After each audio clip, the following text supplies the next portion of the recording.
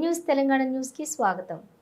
జాతీయ మీడియా ముందు సీఎం రేవంత్ రెడ్డి తెలంగాణ రాష్ట్రం పరువు తీస్తున్నాడని ఓయూజేఏసీ అధ్యక్షులు ఎల్చెల దత్తాత్రేయ మండిపడ్డారు. ఈ మేరకు సీఎం రేవంత్ రెడ్డి వ్యాఖ్యలను ఖండిస్తూ ఉస్మానియా యూనివర్సిటీలో నిరసన వ్యక్తం చేసి సీఎం దిష్టిబొమ్మ దహనానికి యత్నించారు. రంగంలోకి దిగిన పోలీసులు దిష్టిబొమ్మ దహనాన్ని అడ్డుకున్నారు. అనంతరం దత్తాత్రేయ మాట్లాడుతూ జాతీయ మీడియా ముందు సీఎం రేవంత్ రెడ్డి తెలంగాణ దివాలా తీసింది అని, తెలంగాణ రాష్ట్రాన్ని అవమానపరచటమే అని ధ్వజమెత్తారు.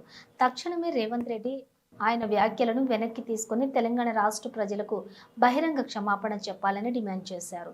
రేవంత్ రెడ్డికి తెలంగాణలో ఉన్న ఆర్థిక వనరుల మీద, తెలంగాణకు వచ్చే రాబడుల మీద సరైన అవగాహన లేదని, వెంటనే అవగాహన పెంచుకోవాలని ఎద్దేవా చేశారు. గత బీఆర్ఎస్ ప్రభుత్వంలో మాజీ ముఖ్యమంత్రి కేసీఆర్ తెలంగాణను అన్ని రంగాలలో అభివృద్ధి చేశారని గుర్తు చేశారు. మాట్లాడుతూ తెలంగాణ రాష్ట్రం దివాలా తీసిందని, తెలంగాణ రాష్ట్రంలో నేను ముఖ్యమంత్రిగా నా చేతిలో 500 కోట్లు కూడా లేవు అని మాట్లాడటం అనేటువంటిది తెలంగాణ రాష్ట్రాన్ని అవమానపరిచినట్టుగా ఇవాళ ఉస్మానియా యూనివర్సిటీ విద్యార్థి జేఏసీ భావిస్తూ ఉంది.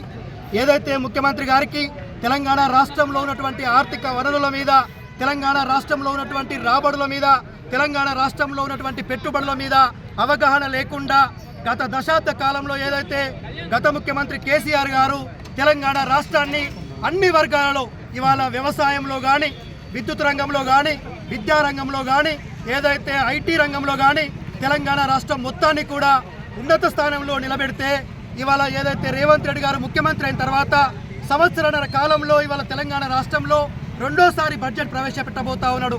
మొదటి బడ్జెట్ ఏదైతే 2,75,000 కోట్లు ప్రవేశపెట్టిండో దాంట్లో సమృద్ధిగా ఎక్కడి నుంచి రాబడి వస్తుందో తెలియకుండా అంతర్జాతీయ మీడియా, జాతీయ మీడియా ముందు తెలంగాణ రాష్ట్రాన్ని అవమానపరిచినట్టుగా మాట్లాడాన్ని ఇవాళ ఉస్మానియా యూనివర్సిటీ విద్యార్థి జేఏసీ తీవ్రంగా ఖండిస్తూ ఉంది.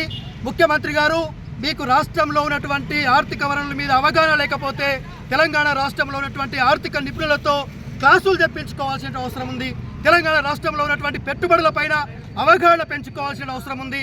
ఏ విధంగా అయితే తెలంగాణ రాష్ట్రం అనేటువంటిది కృష్ణా గోదావరి నదీ జలాలతో పొంగి పొర్లుతుంటే ఆ నదీ జలాలను కాపాడేటువంటి చిత్తశుద్ధి లేదు. కానీ తెలంగాణ బడ్జెట్ విషయంలో మాత్రం ఎట్లా పడితే అట్లా మాట్లాడుతూ ఇవాళ మీరు ఏదైతే తెలంగాణ ప్రజలకు 6 గ్యారంటీలు 13 హామీలు ఇచ్చారో ఆ 6 గ్యారంటీలు 13 హామీలు అమలుపరచడం కోసం మీకు బడ్జెట్ లెక్కల మీద అవగాహన లేక వాటిని అమలుపరచడం చేతగాక ఇవాళ తెలంగాణ బడ్జెట్ చాలా తక్కువగా ఉంది, అప్పుల్లో ఉంది అని చెప్పి తెలంగాణ రాష్ట్రాన్ని అంతర్జాతీయ వేదికల మధ్య అవమానపరుస్తున్న తీరుకు ఇవాళ ఉస్మానియా యూనివర్సిటీ ఖండిస్తూ ఉంది.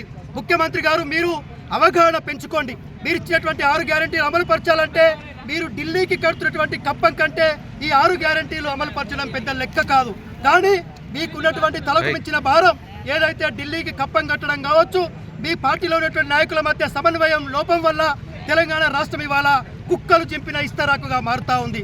ఆర్థిక అంశాలపైన అవగాహన లేక ఎక్కడ పడితే అక్కడ తెలంగాణ అప్పుల కుప్ప అంటా ఉన్నావు. కేవలం గత ముఖ్యమంత్రి 4,25,000 కోట్ల అప్పు చేస్తే కేవలం నువ్వు కమిషనర్ కాలంలోనే 1,50,000 కోట్ల అప్పు చేసి తెలంగాణను దివాలా చేసిన మాట వాస్తవం కాదా అని అడుగుతా ఉన్నాం.